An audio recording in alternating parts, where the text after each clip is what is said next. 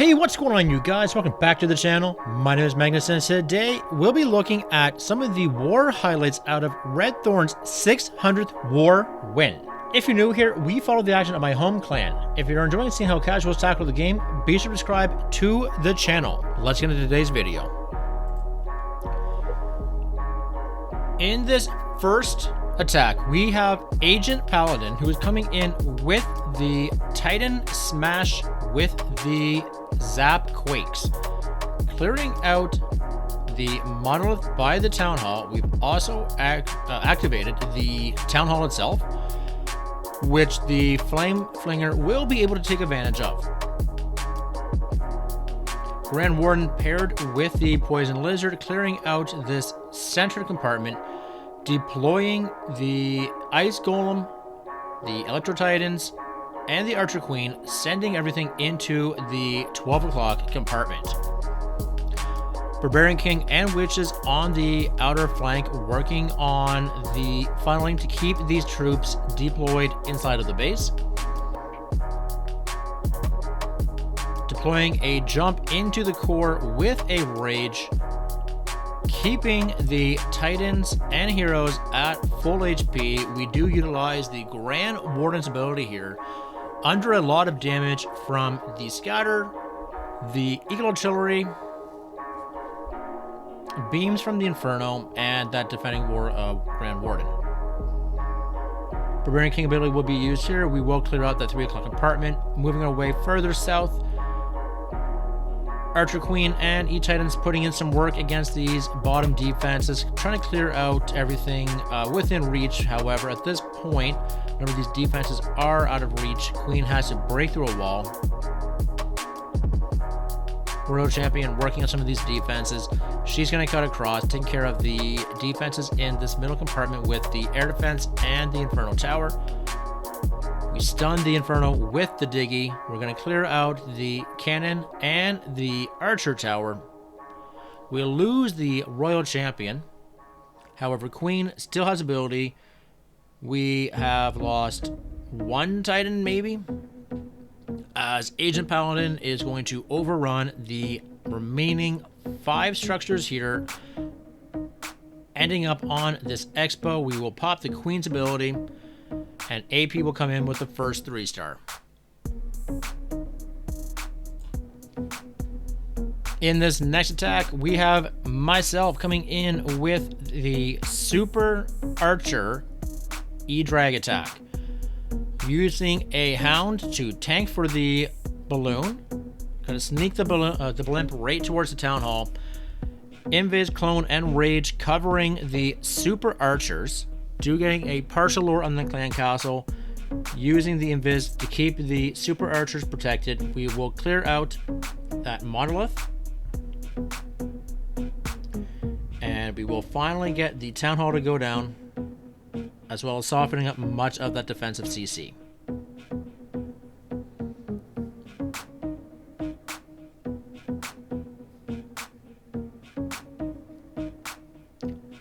Deploying a Electro Dragon on the Dark Barracks. We're going to put in the rest of our Electro Dragons down at the 6 o'clock with our Balloons and Grand Warden. Heroes will be deployed at the 9 o'clock, looking to push the Electro Dragons deeper inside of the base so that they're not inclined to branch out. Getting in range of the Scatter Shot, Grand Warden ability will be used, protecting the Balloons and the Electro Dragons, as we also overrun that defending Archer Queen. We will get that Scatter Shot to go down. Wizard Tower and Inferno Tower will deal some damage to those loons, and we have lost them all at this point. Gonna freeze the core over the Poison Tower and the Eagle Artillery, allowing these dragons to put in some work before that Poison Tower goes off. Archer Queen will have her ability forced by the Expo and the Inferno Tower. Royal Champion joining the push with these dragons does find the Tornado Trap. We will get the Expo to go down with the Archer Queen. She has like 3 hit points left at this point. That Inferno Tower will trade with the Electro Dragon, losing all of our air units. Popping the Royal Champion Shield. We're going to get that collector to go down. Queen has no HP. We're going to walk up, taking care of this drill and the army camp as we come in with that 3-star.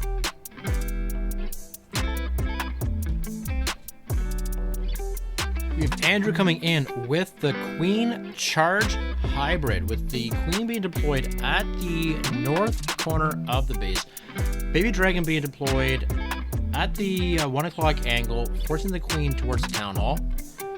Utilizing our first rage, we are sending the Queen directly towards that Town Hall.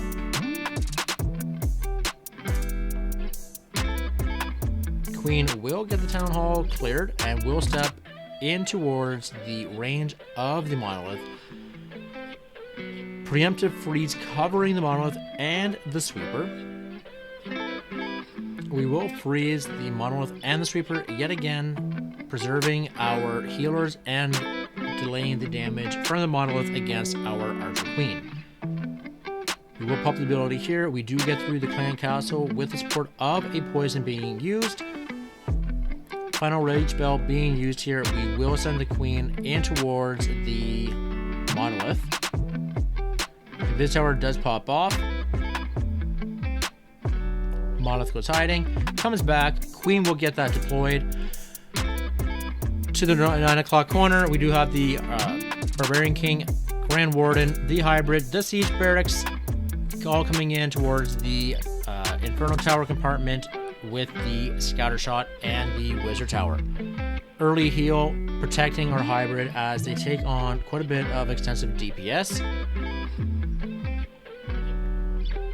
Queen will get the final spell tower to fall down before going down to the defensive Expo and Royal Champion.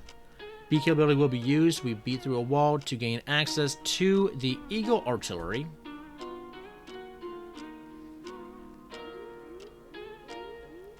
Grand Warden Aura protecting our entire Hybrid as we now phase our attack into this 3 o'clock compartment with our final Inferno Tower and Scatter Shot.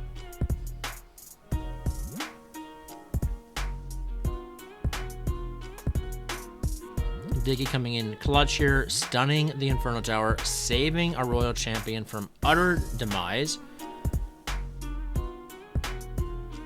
We're going to get that cannon out of the way and then promptly use our ability, softening up these final defenses, clearing out the Archer Tower and the double Teslas. As everything converges on the Expo, Andrew comes in with that 3-star. Moving into our next attack, Zarch Fernard comes in with the Super Archer Titan Pekka Smash, sending the blimp under the protection of the Grand Warden's ability. The blimp will send its way right towards the Town Hall. We do find the Clan Castle as well as the Tornado Trap, keeping these troops covered by rages and invisibility spells and clone spells. We're going to deal a lot of damage to this 12 o'clock compartment,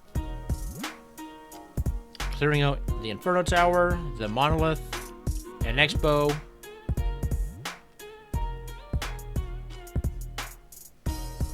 Another Expo, and as things start to fizzle out, we do soften up the Eagle Artillery. Unfortunately, a Builder Hut will work on that in the meantime. Baby Dragon at the 3 o'clock will get a lot of value here, clearing out all of that trash. We are going to send in our Smash at the bottom of the base.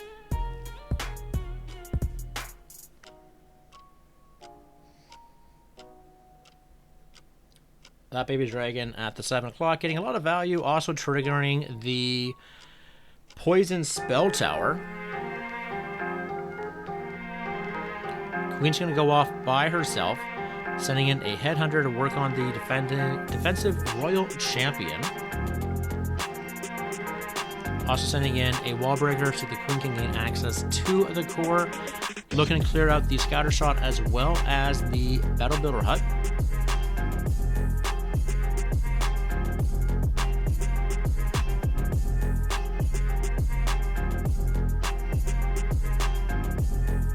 Things are starting to fizzle out a little bit, but at the same time, there's not a lot of base with about 18% remaining, and a lot of it being trash, in addition to a cannon, a mortar, an archer tower, and a defensive barbarian king. We're going to lose our royal champion to the sword of the barbarian king. Still have our archer queen's ability. We're going to get through the wall down here at the bottom, moving our way to the north side of this base. We're going to take care of these collectors, overrunning the defense will be cakewalk here. We're going to burn our ability through the Barbarian King, clutching up on the altar for that 3-star. In this next attack, we get to feature one of our guests who came to join us for our 600th war win. Whip coming in with his super minion Zarch attack. Rocket balloons, clearing out some of these accessible defenses. One of them also finding the tornado trap. That's exceptional value early in the attack. Sprinkling a couple balloons with the Grand Warden and a super minion, softening up a lot of these structures. Now going to send in that battle blimp. We're going to cut that across the base. Perfect timing with that Grand Warden's aura. Blimp is going to trigger everything on the way to the town hall. We're going to deploy the blimp with the invis, the clone, and the rage. And having that blimp with the super archers right in the core, the value offered here is incredible, as Whip is going to secure the monolith, both of the infernal towers. And as they turn around, we should be able to also get the spell tower.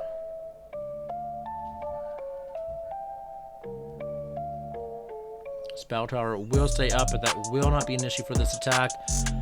We're going to send our heroes at the top section of this base. Super minions will work on the funnel, as these heroes are distracting all of these defenses. These super minions with their long reach will be able to put in a lot of work on these structures. Archer Queen also gaining access to the core of the base. Our heroes going to work their way around counterclockwise, beating through these walls, finding all sorts of ground skellies. Unfortunately, our Archer Queen eating that poison tower. Royal Champion ability being used here, softening up the scatter shot. Queen will use her ability to clear that out. Continuing to sprinkle in these super minions with their reach. The entirety of this base is ultimately gone, and as we are going to move into the back half of this base, we are dealing with a ground bow, in addition to a scatter shot, a wizard tower, and an air defense. Royal Champion's going to clutch up on the air defense. Everything's going to turn onto that Dark Elixir storage, and Whip's going to come in with that crushing 3-star with those super minions. In this next attack, we have MereMortal, who's coming in with the Super Archer Lalo. Blimp is going to be sent directly towards that town hall, being deployed. We are going to clone our super archers with the invis and the rage. Invisible spell tower will pop off, hiding the town hall momentarily. No matter here, that's why you bring all those invisibility spells.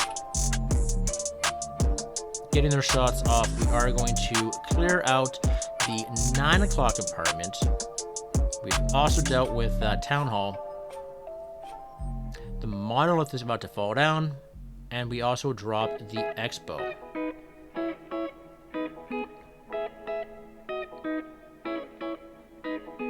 Sitting in our push, we are going to deploy our Ice Golem, Barbarian King, and Archer Queen, luring the double Ice Golems towards our heroes. Deploying the poison, we also did capture a ground skeleton trap. Barbarian King and Queen will take care of those Ice Golems. Sprinkling a couple of balloons, looking for some cheap defenses on the outside. We're going to burn that Barbarian King ability. Going to work our way around counterclockwise on this base, taking care of the easy and cheap defenses and a bunch of this trash.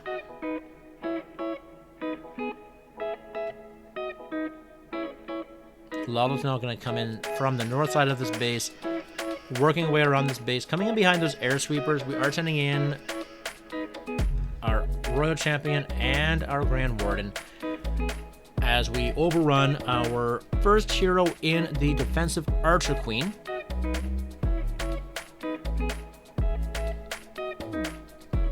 Sprinkling on a few more balloons, we are going to pop our Grand Warden's ability. Behind those balloons, we do have our minions working on the cleanup. More loons coming in towards the Inferno at the 4 o'clock, sending in those headhunters to dispatch that defensive Barbarian King. These balloons are going to overrun the single Inferno tower. We do have our Frosty working on the defensive clan castle. And as everything collapses, we will have everything moving to the core of that base to take care of the Builder Hut and the CC for the 3-star with the Lalo.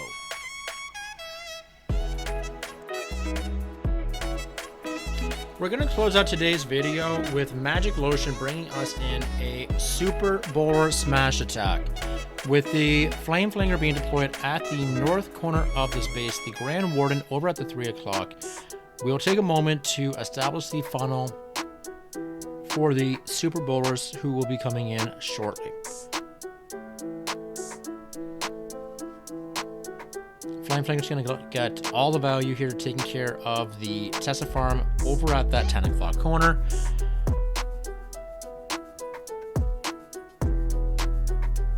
Grand Warden taking advantage of all that long reach that he has, dealing with the Tesla, the Scouter, and the Cannon. Unfortunately, his walk just takes absolutely forever to run through. Setting up the funnel, we do have a Yeti by the Flame Flinger with its Yeti mites trying to soften up that Archer Tower. We do get that to go down. Still waiting for that Scouter Shot to fall before we start our push, though. Scouter Shot falls. We are going to pull a Barbarian King with that. Grand Warden with the Barbarian King. Sending in our smash with the Yetis and the Super Bowlers. First rage being deployed. We are going to deploy a jump, gaining access to the core.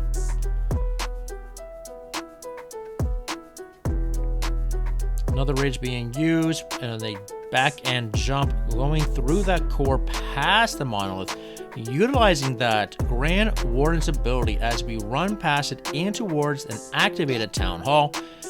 Bowler Stones are getting their triple jumps, taking care of all of this trash behind these defenses. Royal Champion being deployed at that 4 o'clock. She's going to work her way inside, helping these bowlers to stay alive. On the other half of this base, we have our Archer Queen with her long reach, working in tandem with the Grand Warden and the Flame Flinger, which are softening up a lot of these defenses. Out of the Flinger do come some Super Miners. Base ultimately is collapsing in on itself at this point, and with 13 seconds remaining, we are going to turn on towards that cannon. Utilizing the shield, we are going to spin around, dealing with that Inferno Tower, and MagicLotion comes in with that 3-star with the Super Bowlers. On behalf of our leader, Kat, I would like to thank our friends for coming to make this a memorable event for RedThorn, even if we had to do it twice. I enjoyed the versatility of attacks, especially in a Super Archer-dominated meta. Thanks for coming to hang out today. If you haven't already, please subscribe as we are trying to reach a milestone of our own. If you're already subscribed, thank you for your continued support of RedThorn and myself. If you are looking for a new clan to call home, consider joining the Clash Files family with a number of clans supporting a diverse amount of town halls. I will leave a link to the Discord link in the description of this video. Thanks so much for watching. Until next time, guys, take care.